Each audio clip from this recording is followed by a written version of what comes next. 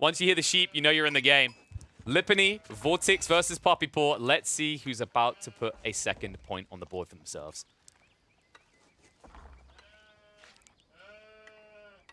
Oof, damn. So, we talked a lot about this in the pregame, like the whole idea of how you can play this use civs, the whole concept around camels. Opening-wise, like, what do you think we're looking for here? Are we expecting the French player to be the aggressor and maybe VortiX to opt for Spearman straight away? Or do you think he's going to be a little bit more greedy? It's definitely French who's going to be likely dictating the pace of this game. They are the ones who get up a little bit faster with a military building that trains units faster and with that very powerful knight.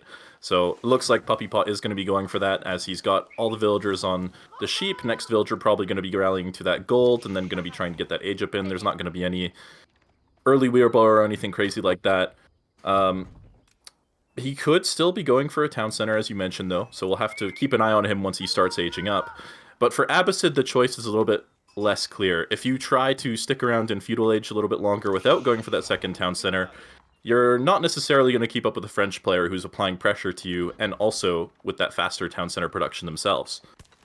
There's also an argument as to whether, like, you know, hanging around in feudal versus going castle, like, do you really get that much value right now as the Abbasid against the French rushing castle, right? Like, most of what you want to do feels a little bit countered. Like, spearmen can be nice, of course, but you already get value on them earlier.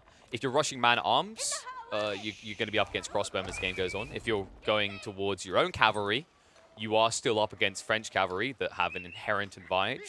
So maybe there is more value in just hanging feudal longer and going for those TC booms, even if you do face the aggression of the French. I just want to... This is such a small detail from VortiX here, but I love how he's placed this House of Wisdom, but he's chosen not to build it because he was going to wait for those couple vills just to walk through the foundation instead of having to walk around it, get that little bit of extra efficiency on the walk time, and then build it with the last villager that pops out there. That's such a small detail, but it's small things like that separate the best players from the rest of the players. I feel like VortiX is the guy leading the way with these small optimizations in the early game, right? Like there was a lot of discussion around the English farm formation that he done, right? With the one where he wraps it around his TC. And I think someone on the forum, on the Reddit side, they actually went and tested it. I think it was after about 8 or 10 minutes, they gained 8 extra food. It's like, ooh, wow, look at that. You can almost buy yourself like a sweetie at the candy store. It's like, yeah, but it's still better, and it doesn't take any additional effort over what it already was. And it technically is a little bit closer to that town center if you need to garrison. You can get that garrison arrow in a little bit more quickly if that scout runs past your town center or something like that. Exactly. You know? Like, people kind of, like, they laughed at it at first, but then, you know, who's laughing now? VortiX is sitting here in the elite playoffs. How many of you are? Well, only possibly 7 of you are, but... Well, only 6. 2 of them are playing. That's true. That's true. Well, yeah, I hope they haven't got the stream open. Oh, that sounds like the type of competitive advantage I'd need if I played in this tournament. No, these guys are top of the game. They don't need that sort of leg up. Instead, they're going to clash fairly here.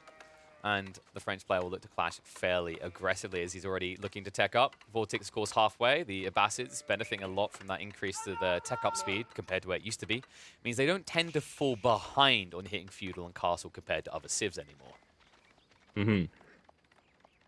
And yeah, it looks like PuppyPaw's not got any villagers on stone, just collecting a lot of gold, a lot of food, a tiny bit of wood with a few villagers.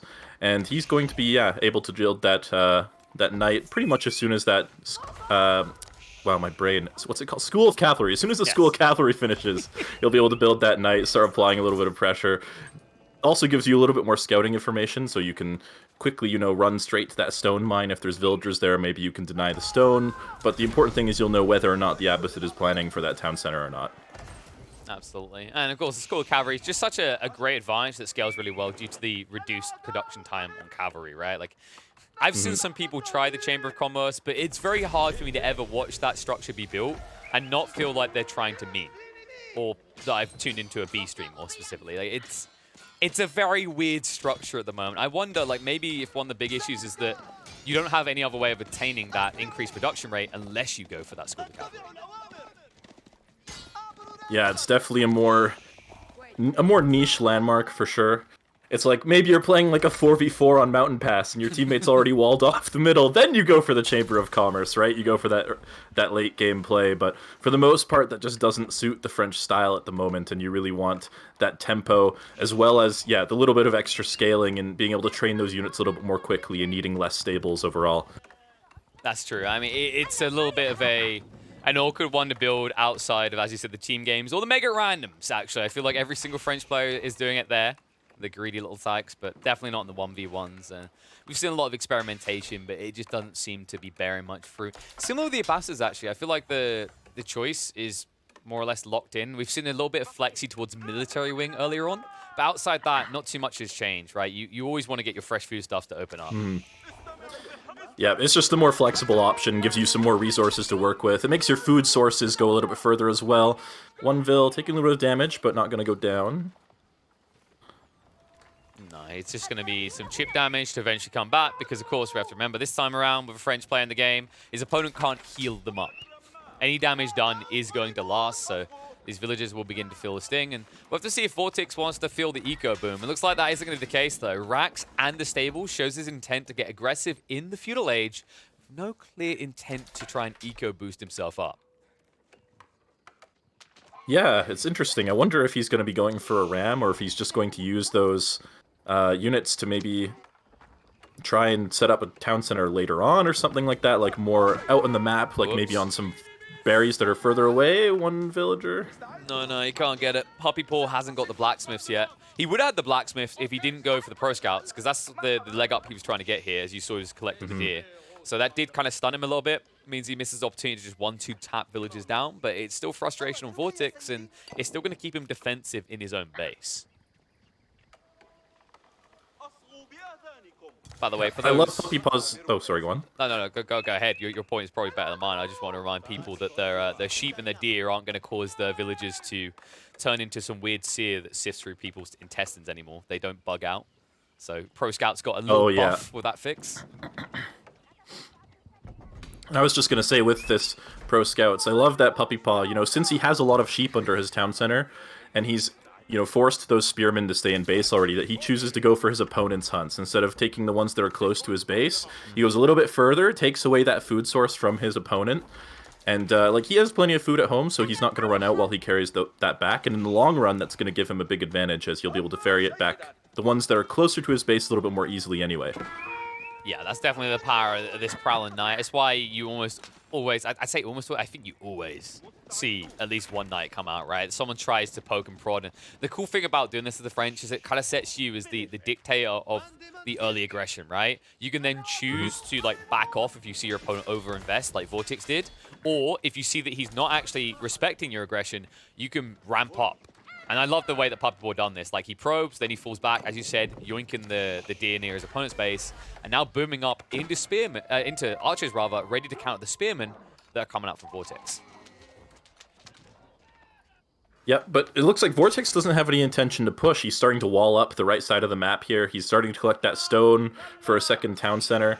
Probably going to try and place that second town center, I would assume, up to the resources to the northwest of his base, but we'll have to wait and see what his plans are for that. These berry enthusiasts, I tell you. In fact, look at the layout of that. It's not even gaining that much in the way of berry down here. Like, most of the berries actually fall to this point, so maybe kind of a frustrating situation where he wishes he could go into the midfield, but because he's up against the French, he doesn't want to gamble on that yet. There's one low HP villager there, and the spearman a little bit too far away. Nope, not going to go for it. Oh, wait. The wall. Okay, VortiX isn't rushing it. Looks like Nighty Boy will be able to get out. He might even be able to stab down one or two of these villagers if he wants. In fact, he could just turn around and kill this right now. Looks like PuppyPaw doesn't want to do that. He's a little bit paranoid back at base, as it looks like the horsemen are starting to get up in his face. Yep, going to be hitting that gold mine. PuppyPaw not quite paying attention at the moment. A couple of Vils might go down here. Although the pathing there, not enough space for those last two horsemen to get in, so it's only going to be one villager. Yeah, it's light harassment, but it adds up. And here we go. Now the plan comes out from VortiX. It's the TC at the back. He's insulated over here. He's actually gained a lot of info on what PuppyPaw is up to. But the question mark is whether PuppyPaw is going to switch it, because yes, he is. There it is. 5 people on the stone showing his intent to now go up for a second TC himself. And although VortiX does get a cheaper deal with a 50% discount on the cost of these villages, you have to remember that the French produce villages quicker, and also the economical upgrades are cheaper. Yep, and if PuppyPaw can continue to secure all of these hunts, he's got the scouts now to do the second hunt for VortiX, it looks like. If you can continue to secure those hunts, that food difference isn't going to make as much of a difference with the fresh foodstuffs, making those berries and sheep and everything last a bit longer, because PuppyPaw will already have tons of food to work with. Yes, sir. Meanwhile, the berries you want are going to be playing out to no man's land soon, which means that VortiX is going to have to invest more heavily in the feudal to try and defend himself. And interesting thing about VortiX's macro right now, look at the food. Where's the gold? Yeah, that's interesting. Well, I mean, to be fair, Camel Archers and Horsemen, which are units that it looks like he wants to make, are very food heavy. Maybe that's the intention here.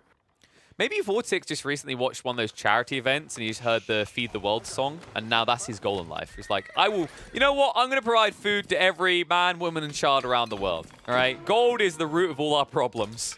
So I'll leave that be, because right now he only has 8 gold, 0 people working on it, and at this rate could find himself at easily over 2,000 food if he keeps this up. Yeah, it looks like he was switching to gold, but PuppyPaw... Oh no, the timing! Oh. Puppy! Here boy!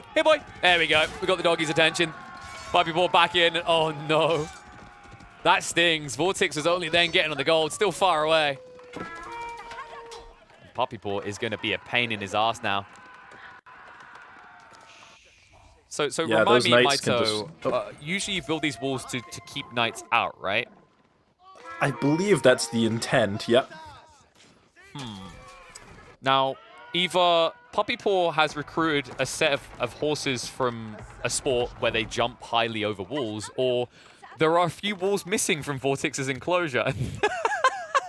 Notably right here.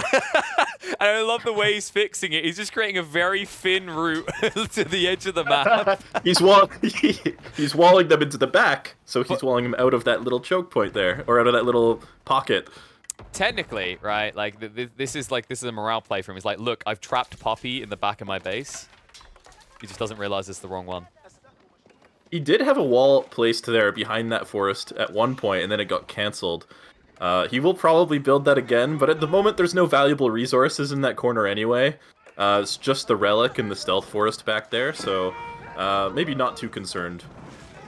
He should be concerned with what's coming next, though, because all of a sudden there's layering to this. It's not just knights coming through, it's fort outposts as well. Oh, PuppyPaw's in party mode. Of course, remember, he did go for that secondary TC, so he can sacrifice a few villages on the front. And this could very quickly become uncomfortable for VortiX, because he's already, made himself a very weirdly shaped base. A base that might find itself overly exposed to early siege engineering and a ram rush, possibly? Yeah, and he's not going to be able to go up to Castle Age very easily here. Like, he's starting to save the resources. Ooh, that's a lot of vital vills. But he's also starting to run out of food. Like, I think this berry patch is the last bit of safe food he has. And if he tries to use that to go Castle Age right now, he could find himself running out of food very quickly, having to make a farm transition while PuppyPaw is pushing him with rams. So, just to recollect here, VortiX had no gold and too much food, and now you're saying the concern is he might not have enough food. Oh, this is swings and roundabouts right now for VortiX. It's problematic. I mean, he has got plenty of wood, so he can try to transition to farms, but you know that the pressure is mounting. Look at the military count right now from PuppyPaw. He never slowed down. Decent amount of knights, plenty of archers, spearmen in the mixer as well. And then we know he wants rams. We saw the siege engineering was researched, so he's looking to go in the next 2 minutes. Yeah, and he's already starting to set up forward towers here to give himself that extra vision, as well as that spot to retreat to if VortiX turns out to have more units than he's expecting. And those knights still looking for something to hit, but they have been walled out, little do they know. It's not exactly a perma wall stop, though. These palisades don't last too long, so VortiX isn't going to be comfortable. I mean, right now, you've kind of sandwiched yourself in with this walling.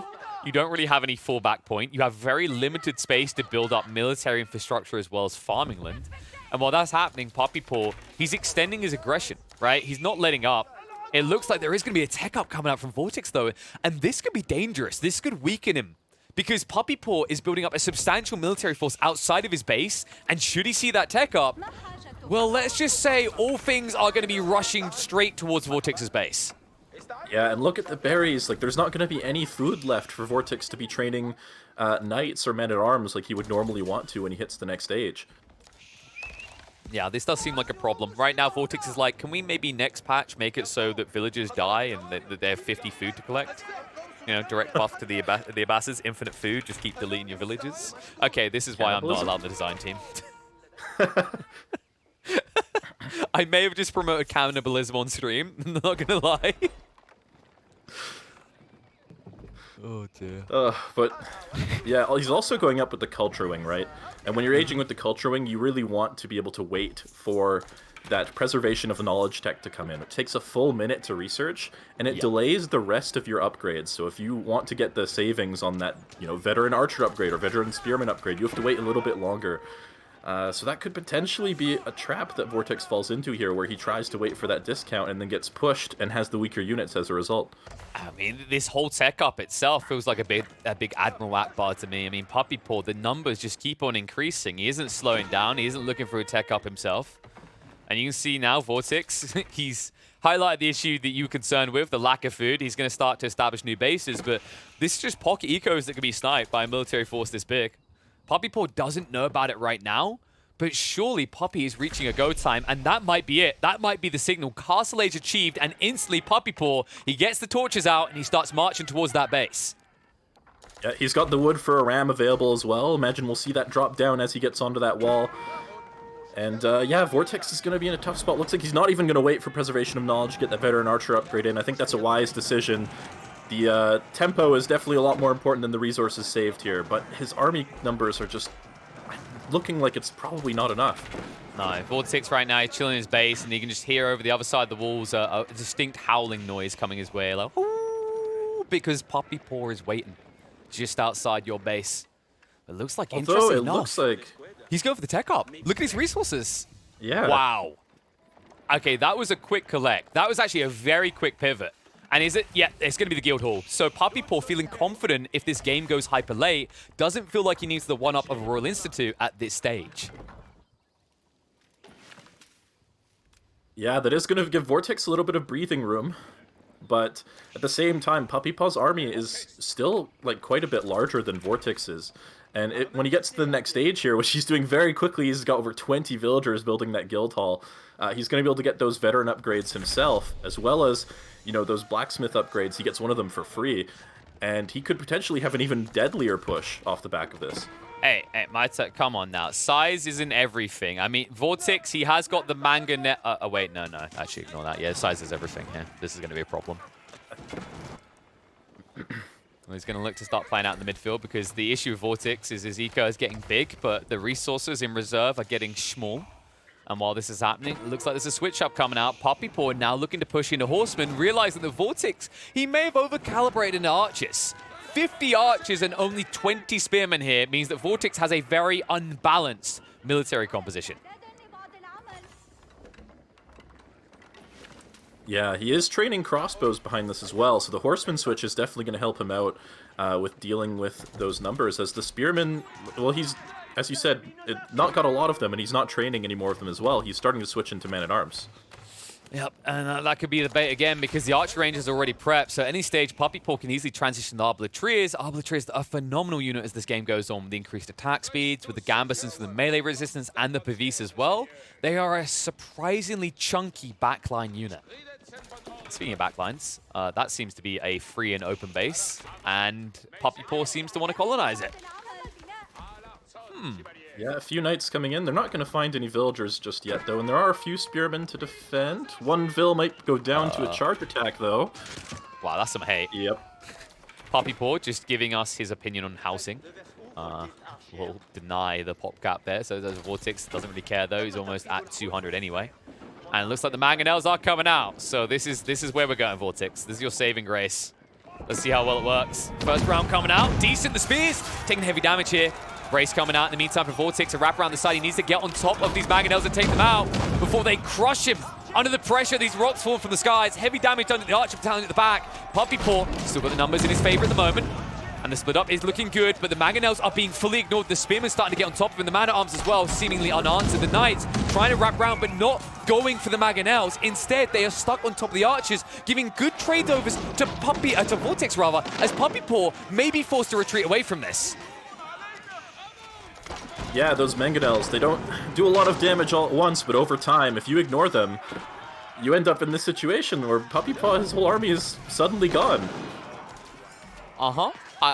Okay, you know, I see where they're coming from now. Mangonels were too strong. We had to nerf them. See how they won the fight there, folks? I mean, PuppyPaw, it's crazy to think he was going in a Horseman. He had a decent amount of Knights, but he was so paranoid about the spears, so baited in by them, the spears that are still alive at the end of this fight, that he never went straight for the Mangonels. And as a result, now VortiX moving in for a decisive blow, going with the forward keep, but it looks like PuppyPaw trying to beat him to the punchline.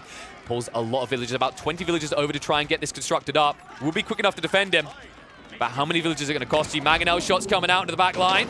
Heavy damage done. Not enough to finish them off, though. And PuppyPaw will be able to wheel the force away. The defensive structure does go up, and VortiX will have to reset. Yeah, but VortiX has to be feeling comfortable after that fight. He's got that position up with that keep in the middle of the map. And PuppyPaw was looking to be in such a great position and just took a fight that he didn't need to take. Well, at what point are you just being cocky? You're like, I can take on Mangonels. They got nerfed. They suck now. Stacks all the archers together. Hold, boys. If we brunt the force of giant rocks falling from the sky together, we'll Okay, you don't live. And that's a hard lesson now for PuppyPaw, because VortiX all of a sudden in a position where he can move out. And we've been highlighting how he's been starving, right? The back of his base has been running out. He needed to get control of this midfield. And PuppyPaw, almost kind of historically accurate, just waves the white flag and backs off, giving the ground over to VortiX. Yeah, now Trebuchet coming out for VortiX, so he's going to be just setting up the slow push with a couple of Trebuchets. There are a couple Siege Workshops up for PuppyPaw as well, but no Springalds in queue just yet. And now with this map control, VortiX is going to start collecting those relics. Looks like PuppyPaw actually has one on the way back home as well.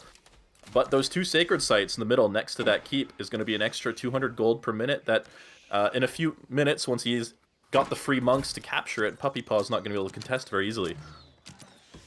Nah, this forward keep is going to keep him on the back foot, and because the wall-ups that have already occurred from VortiX on the east side, no extension there. I mean, it's PuppyPaw right now. He needs that transition. He is prepping it with the Arbalatriers, but the interesting detail to highlight is that VortiX hasn't transitioned to those Man-at-Arms as expected.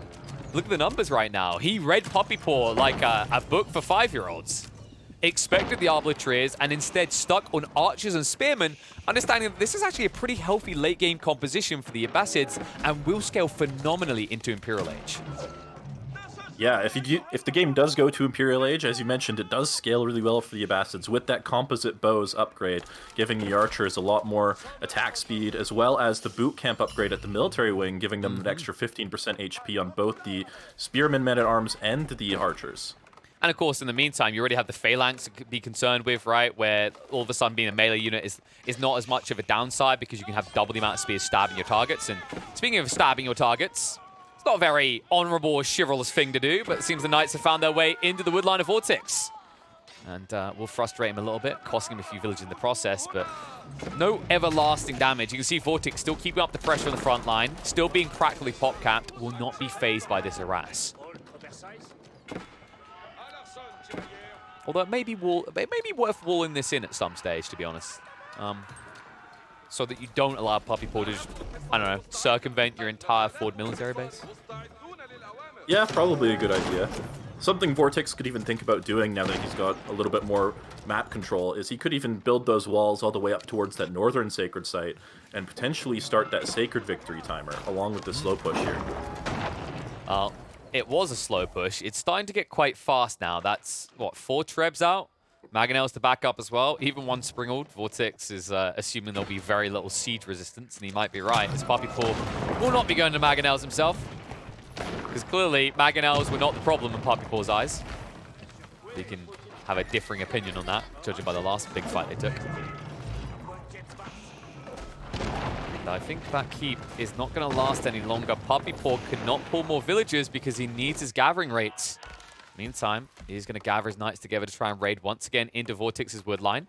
At this point, he's starting to get some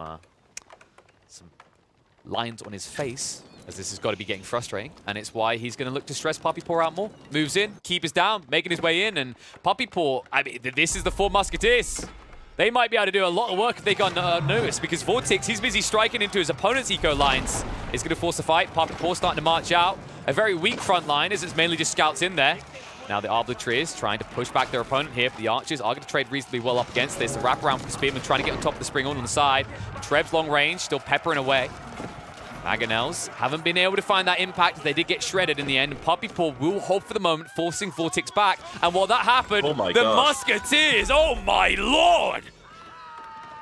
Okay, cover your ears, folks. Massive raid. Yep, cover your ears, because that is violence right there. We're a PG stream. Good God. Look at the villager count. VortiX was up to 100 villagers a moment ago, and now he's down to 74. He still hasn't noticed what's happening. I mean, the 4 Musketeers, they done it. If we were playing StarCraft right now, everyone would have expected to have heard nuclear launch detector, because that is a heavy hit. VortiX gets absolutely nuked on the back line, and now 70 eco to the 120 of PuppyPaw. Yeah, it's possible those Knights may have saved the game for PuppyPaw. On the other side, though, it has given VortiX a little bit more military pop space to work with in the short term. So this push is still going to be very scary, and PuppyPaw is still going to have to find a way to deal with this. Yeah, but right now, VortiX's people are rubbing their belly. They're going, we hungry. We're real hungry. Food ain't going to keep up with this for long. Movement out. PuppyPaw just trying to buffer him back still. Arbitrary line. They have got the pieces at the ready, and VortiX, why do you hate villagers so much? It's like, I don't hate them. I just really want the berries, guys. We're facing a rebellion back at home. If this army doesn't get fed, I'm going to be fed to them. Anyway, he's dropping the keep at the front, though. That's going to... If that goes up, that's really going to help secure this. And PuppyPaw actually just going straight for it. He really doesn't want that to go up. Oh, he doesn't want to commit, though. He's still paranoid about the spears, about the archers, causing him problems here. Doesn't trust in the Pavis or the Gambsons. Instead, he might turn, push forward now. This is not a fast keep construct, by the way. The Trebuchet can target it out as well. Heavy damage being done. And it means by the time it goes up, it might quickly be going down. Arbitrary is starting to engage, and this choke point is working against VortiX. His whole line isn't even engaging. Finally, they're going to move in range. But now that you are in range, notice those big fat shields get plopped down, and PuppyPaw is role-playing a tank from Overwatch, as the trades are going to be good for him. Both armies are going to be blitzed. The keep will go up, but now VortiX in a precarious situation. How the hell do you replace what was just lost? Yeah, his economy is struggling behind this thanks to those raids, so... Oh, wow. But PuppyPaw actually just calls it. For good reason. Look at his food. PuppyPaw, he must have ran out of food and he didn't have the farmland transition. So VortiX, it may be a little bit premature, but PuppyPaw sees the writing on the wall and he waves the white flag. Wow, I'm very surprised that PuppyPaw chose to resign there. As you mentioned, like, yeah, he doesn't have a lot of food, but there's a market in this game, and he's got a lot of gold. Like, maybe you recognize the fact that you've killed 30 villagers. Maybe he doesn't even realize he killed that many villagers. And just you know, take the bad trade and try to get some military units out. But it was, of course, a tough position with that forward keep finishing for VortiX. I'm perplexed. I mean, PuppyPaw, I can only assume he just didn't know what was happening. Like, you'd think he would, though. Maybe PuppyPaw was distracted by the fight, and he didn't quite realize that he'd actually hired Delta Force 1 to go behind enemy lines there, because they absolutely obliterated VortiX. I think they killed about 25 to 30 villagers total.